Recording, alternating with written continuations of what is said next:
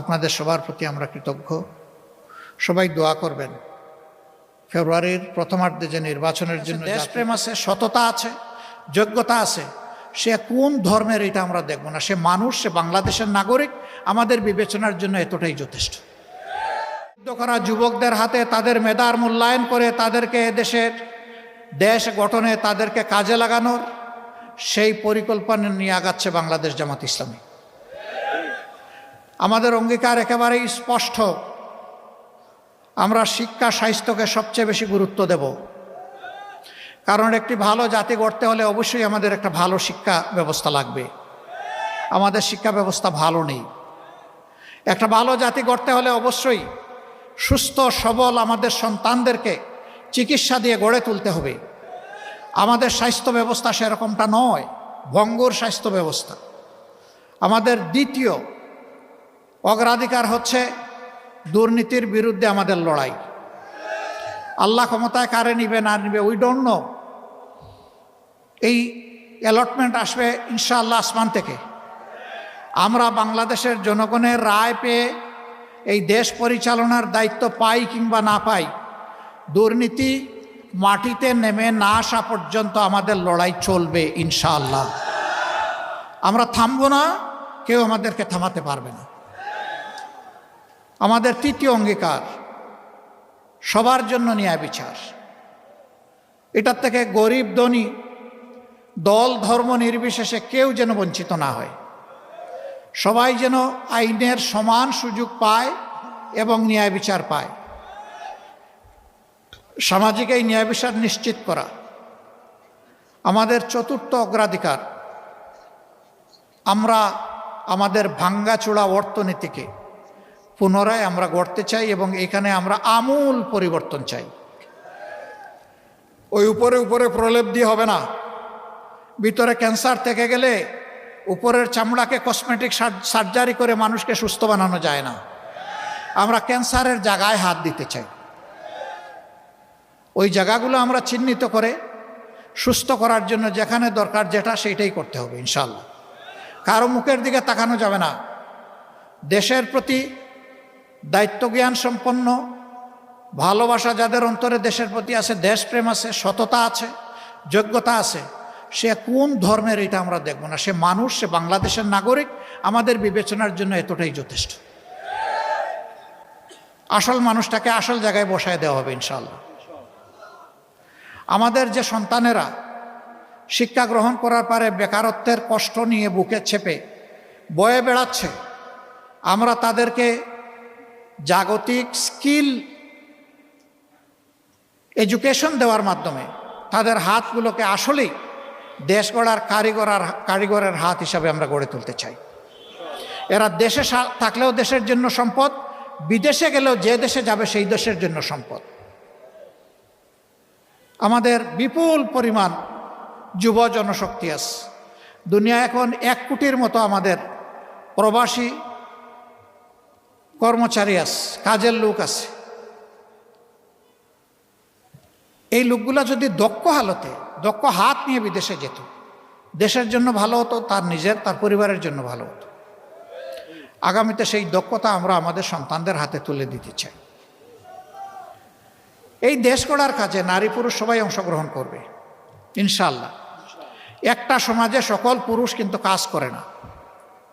কেউ বয়সের কারণে, কেউ অসুস্থতার কারণে, কেউ শারীরিক সীমাবদ্ধতার কারণে করে না। বাকি যারা সক্ষম, যাদের মিনিমাম যোগ্যতা আছে কোনো কাজের, তারা কাজ করবে, এটাই স্বাভাবিক। আমাদের মা বোনেরা কী করবেন? কিছু কিছু সংসারে মা বোনদেরও প্রয়োজন তাদের আয় রোজগারের। যাদের যোগ্যতা আছে এবং প্রয়োজন আছে, যোগ্যতা এবং প্রয়োজন অনুযায়ী দেশ গড়ার কাজে তারা অংশ নেবেন, এমনকি তারা সেনাবাহিনীতেও থাকবেন। কারণ রাসূল করিম সাল্লাল্লাহু আলাইহি সাল্লামের সেনাবাহিনীতে মহিলারা ছিলেন, উম্মাহাতুল মুসলিমিনরা ছিলেন।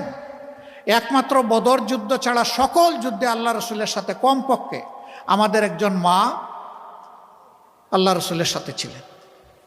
শুধু একজন মা না, বিপুল সংখ্যক মহিলা যুদ্ধে অংশগ্রহণ করেছেন। যুদ্ধের মতো কঠিন কাজ যদি রাসূল করিম সাল্লাল্লাহু আলাইহি সাল্লাম তাদেরকে শরীক করেন, তাইলে দুনিয়ায় কোন কাজটা আছে তারা পারবেন না? অতএব তাদের যেখানে প্রয়োজন আছে এবং যেখানে যোগ্যতা আছে তারাও কাজ করবে। তবে এখনকার সমাজে তাদের না আছে সামাজিক নিরাপত্তা আর না আছে তাদের সম্মানবোধটুকু। ইনশাআল্লাহ দেশ আমাদের হাতে যদি পড়ে, আমাদের অঙ্গীকার আমাদের মা, আমাদের বোন, আমাদের জায়া, তাদের নিরাপত্তা এবং তাদের সম্মানটুকু আমরা পর্যাপ্ত পরিমাণে নিশ্চিত করব ইনশাআল্লাহ। এটা গড়ে চলাচলে কর্মস্থলে সব জায়গায় এটা নিশ্চিত হবে ইনশাআল্লাহ।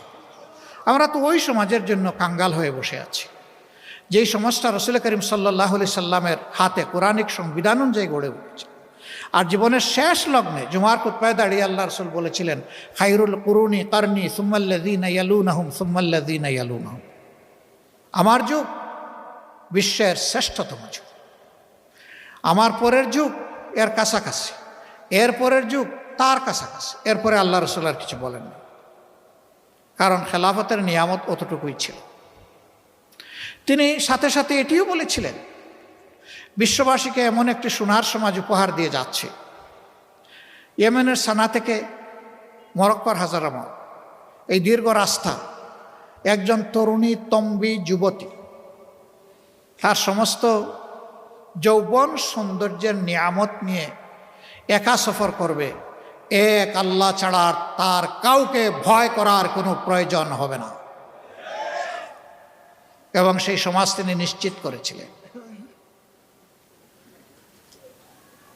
মাদের ব্যাপারে ভয় দেখানো হয়, জামাত ক্ষমতায় আসলে সবাইকে একটা করে কালো বুরকা, শুধু চোখ খোলা রাখবে।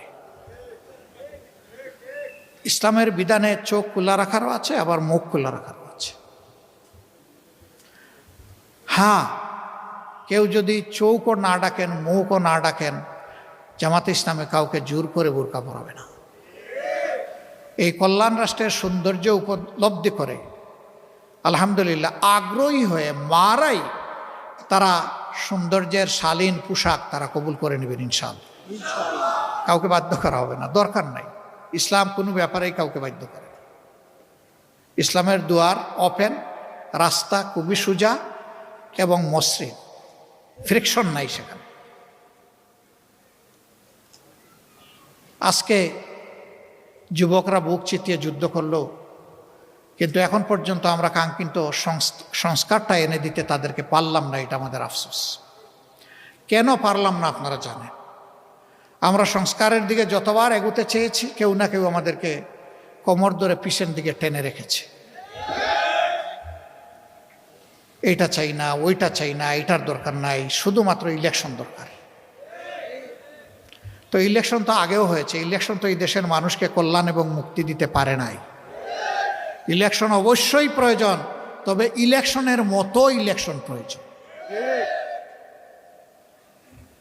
ওই পুরানো স্টাইলের ইলেকশন দিয়ে দেশে কোনো কল্যাণ কেউ দিতে পারবেন না, এটা ইম্পসিবল। আমরা একটা অর্থবহ নির্বাচন, একটা সুষ্ঠু নির্বাচনের জন্য প্রস্তুতি নিচ্ছি ইনশাআল্লাহ।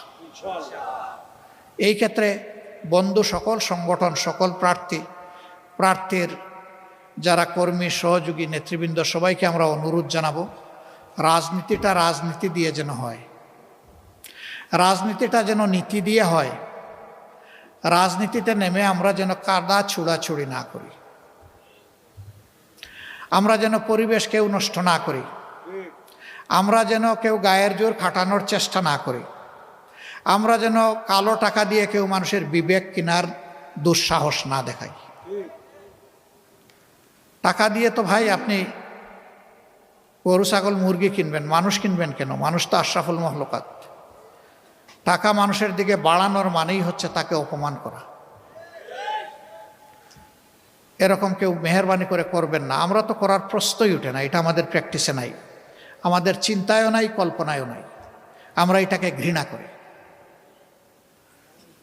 যদি আমাদের কথায় আস্থা রেখে একজন মানুষও ভোট দেয়, এটাই বুঝবো আমাদের সফলতা। আর আমাদের উপরে যদি আস্থা না থাকে আর সব ভোট যদি কিনে এনে বাক্সে আমরা ঢুকিয়ে দিই, এটা আমাদের নির্লজ্জ ব্যর্থতা। আমরা ওই নির্লজ্জ ব্যর্থতার দিকে যেতে চাই না। ভোট আপনার আমানত, আপনি কারে দিবেন না দিবেন, তবে অবশ্যই দিবেন। ভোটটা আপনি প্রয়োগ করবেন, ভোট দেওয়া থেকে আপনি বিরত থাকবেন না। মনে রাখবেন, আপনার আমার জন্ম কোনো দলের জন্য হয় নাই। আপনার আমার জন্মই হয়েছে আল্লাহ তাআলার প্রয়োজন পূরণের জন্য, এই সৃষ্টির সৌন্দর্য বিধানের জন্য, দেশ এবং জাতিকে কল্যাণের দিকে নেওয়ার জন্য। অতএব আমার কাছে দল যেন বড় না হয়, আমার কাছে আমার বিবেক যেন বড় হয়।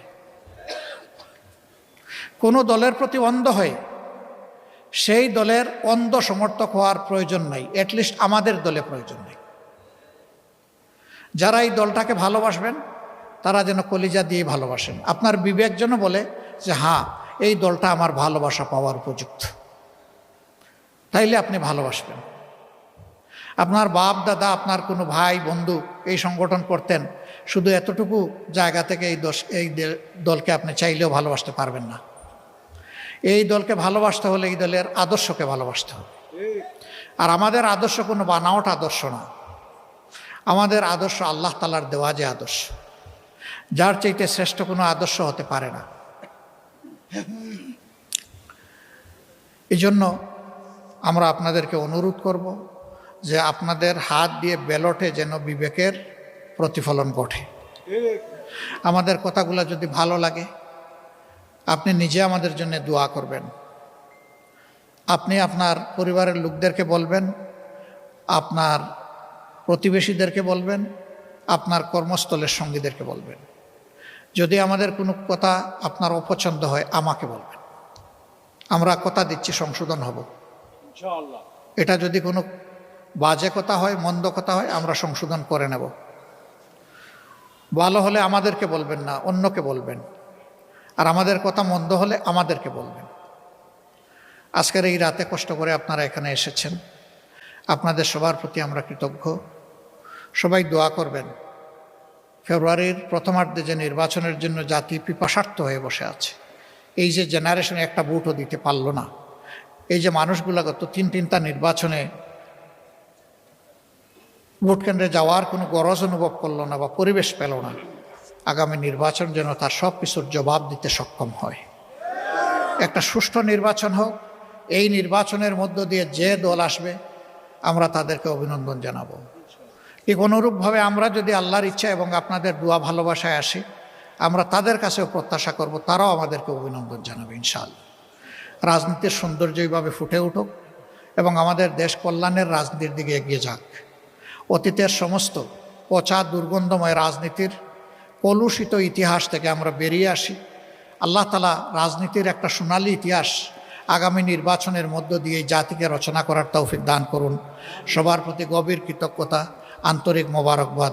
আসসালামু আলাইকুম ওয়া রাহমাতুল্লাহি ওয়া বারাকাতুহু। আমি একটু ক্ষমা চেয়ে নিচ্ছি, আমি একটু ক্ষমা চেয়ে নিচ্ছি। এখন আমাদের সন্তানদের, ছোটমণিদের বার্ষিক পরীক্ষার সময় আমরা ডিসিশন নিয়েছি যে ওদের পরীক্ষা শেষ না হওয়া পর্যন্ত রাতের বেলা আমরা আর কোনো পাবলিক মিটিং করব না। এতে তাদের সামান্য বিঘ্ন ঘটলেও এটার জন্য আমরা দায়ী থাকব। আজকে যেটুকু বিঘ্ন ঘটেছে এর জন্য আমি ক্ষমা প্রার্থী, আপনাদের কাছে দোয়া প্রার্থী। আসসালামু আলাইকুম ওয়া রাহমাতুল্লাহ।